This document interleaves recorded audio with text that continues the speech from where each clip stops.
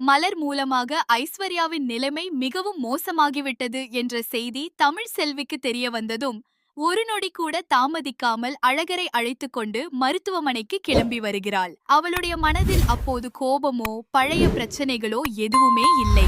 உயிருக்கு போராடிக் கொண்டிருக்கும் ஒரு பெண்ணை பார்க்க வேண்டும் என்ற எண்ணம் மட்டுமே இருந்தது. மருத்துவமனைக்கு வந்ததும் அங்கே இருந்த பதற்றமான சூழ்நிலையை பார்த்தவுடனே தமிழ் செல்விக்கு ஏதோ பெரிய விஷயம் நடந்திருக்கிறது என்று புரிகிறது. ஐஸ்வர்யாவுக்கு உள்ளே அவசர சிகிச்சை நடந்து கொண்டிருக்கிறது. டாக்டர்களும் நர்ஸ்களும் வேகமாக அங்குமிங்கும் சென்று கொண்டிருக்கிறார்கள். அந்த நேரத்தில் சிகிச்சையில் இருந்த ஐஸ்வர்யா கஷ்டப்பட்டு கண்களை திறந்து பார்க்கும்போது எதிரே தமிழ் செல்வி நிற்பதை கவனிக்கிறாள். அந்த ஒரு நொடியில் அவளுடைய முகத்தில் ஏதோ ஒரு மாற்றம் தெரிகிறது. இதுவரைக்கும் யாரிடமும் சொல்லாமல் மனதுக்குள் புதைத்து வைத்திருந்த ஒரு விஷயத்தை இனிமேலும் மறைக்க முடியாது என்ற முடிவு அவளுக்குள் வந்தது போல இருந்தது. உடனே அருகில் இருந்த டாக்டரை அழைத்து ஏதோ கேட்க முயற்சி செய்கிறாள். அவளால் சரியாக பேசக்கூட முடியவில்லை. இருந்தாலும் டாக்டரிடம் அவள் தொடர்ந்து ஏதோ, நண்பர்களே, உங்களுக்கும் தமிழ்ச்செல்வி மற்றும் சேதுபதியை பிடிக்கும் என்றால் இப்போதே இந்த வீடியோவிற்கு ஒரு லைக் செய்து சேனலை கண்டிப்பாக சப்ஸ்கிரைப் செய்யுங்கள் சொல்லிக்கொண்டே இருக்கிறாள்.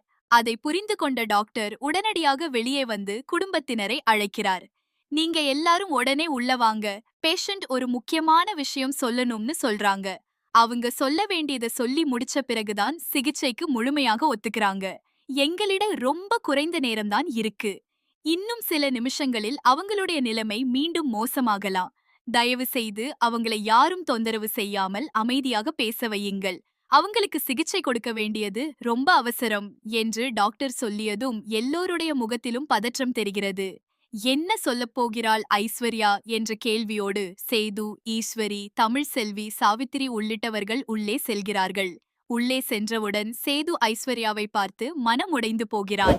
ஐஸ்வர்யா, இப்ப இந்த நேரத்துல நீ எதையும் பேச வேண்டாம். முதல்ல நீ சிகிச்சை எடுத்துக்கிட்டு நல்லா ஆகணும். அதுக்கப்புறம் என்ன பிரச்சனை இருந்தாலும் உட்கார்ந்து பேசிக்கலாம். உனக்கு இப்ப பேசுற அளவுக்கு உடம்புல சக்தி இல்ல. நீ இப்படியே பிடிவாதம் பிடிச்சா என்னால எப்படி தாங்க முடியும் என்று கண்ணீரோடு சொல்கிறான். ஆனால் ஐஸ்வர்யா அவனை பார்த்ததும் தலையை மெதுவாக அசைக்கிறாள். இல்ல மாமா, இப்ப நான் சொல்ல வேண்டியத சொல்லாம இருந்தா ஒருவேளை நான் உயிரோட இல்லாம போயிட்டா இந்த உண்மை என்னோட கூடவே போயிடும். அதுக்கப்புறம் யாருக்கும் எதுவுமே தெரியாது. இத்தனை நாளா நான் செய்த தப்பை மறைக்கத்தான் முயற்சி பண்ணேன். ஆனா இப்போ என் உயிரை காப்பாத்த டாக்டரால கூட முடியாத நிலை வந்திருக்கும் போது இன்னும் நான் பொய் சொல்லிக்கிட்டு இருந்தா அது என்னோட கடைசி பாவமா இருக்கும் என்று சொல்கிறாள். அதை கேட்ட ஈஸ்வரி உடனே பதற்றமடைந்து, என்ன ஐஸ்வர்யா, உனக்கு என்ன ஆச்சு? நீ இப்ப இருக்கிற நிலைமையில ஏதோ உளறிக்கிட்டு இருக்க. நீ சொல்றதை யாரும் சீரியஸா எடுத்துக்க வேண்டாம் என்று தடுக்க முயற்சி செய்கிறாள். ஆனால் ஐஸ்வர்யா இந்த முறை அவளை நேராக பார்த்து, ஆண்டி, போதும். இத்தனை வருஷம் உங்க பேச்ச கேட்டதாலதான் நான் இந்த நிலைக்கு வந்திருக்கேன். ஒருவேளை நான் உங்க பேச்ச கேட்காம இருந்திருந்தா இந்த இவ்வளவு பெரிய பிரச்சனை நடந்திருக்காது. கடவுள் கூட என்னை எச்சரிச்ச மாதிரி எனக்கு தோணுச்சு. உண்மையை சொல்லாம இந்த உலகத்தை விட்டு போக கூடாதுன்னு மனசுக்குள்ள எவ்வளவோ தடவை தோணுச்சு. ஆனாலும் நான் கேட்கல. இப்போ என்னோட உயிரே போயிடும் நிலை வந்த பிறகுதான் நான் செய்தது எவ்வளவு பெரிய தவறு என்று புரியுது என்று சொல்ல அங்கே இருந்த அனைவரும் அதிர்ச்சியுடன் அவளை பார்க்கிறார்கள். சேதுவின் முகம் முற்றிலுமாக மாறிவிடுகிறது. என்ன உண்மை ஐஸ்வர்யா, நீ என்ன சொல்ல வர்ற? சீக்கிரம் சொல்லு, நேரம் போய்கிட்டு இருக்கு என்று அவன் குரல் நடுங்க கேட்கிறான்.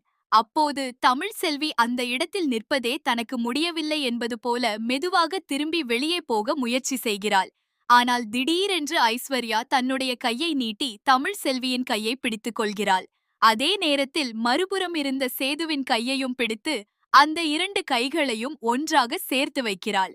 அந்த காட்சியை பார்த்த தமிழ்செல்வி அதிர்ச்சியடைந்து உடனடியாக கையை விலக்கிக் கொள்கிறாள். நீங்க என்ன பண்றீங்க? இது என்ன விளையாட்டு? இப்போ கூட என்னை இப்படி ஒரு நிலைமைக்கு கொண்டு வரணுமா என்று கோபத்தோடும் குழப்பத்தோடும் கேட்கிறாள். அதற்கு ஐஸ்வர்யா கண்ணீருடன், இது விளையாட்டு இல்ல தமிழ்செல்வி. இனிமே நான் எதையும் மறைக்கப் போறதில்லை. உங்கள 2 பேரையும் பிரிச்சது நான் தான். நீங்க 2 பேரும் சந்தோஷமா இருந்த வாழ்க்கைக்குள்ள நான் தான் வந்து பிரச்சனை செய்தேன். நான் சின்ன வயசுல இருந்தே சேதுவை விரும்பினேன். அது ஒரு பக்கம் இருந்தாலும் அவர் திருமணமான பிறகும் அந்த ஆசைய விட்டு கொடுக்க முடியாமல் போனது என்னோட மிகப்பெரிய தவறு. அவர் என்னை ஏற்றுக்கொள்ள மாட்டார் என்று தெரிஞ்ச பிறகும் எப்படியாவது அவரை அடையணும்னு நினைச்சேன்.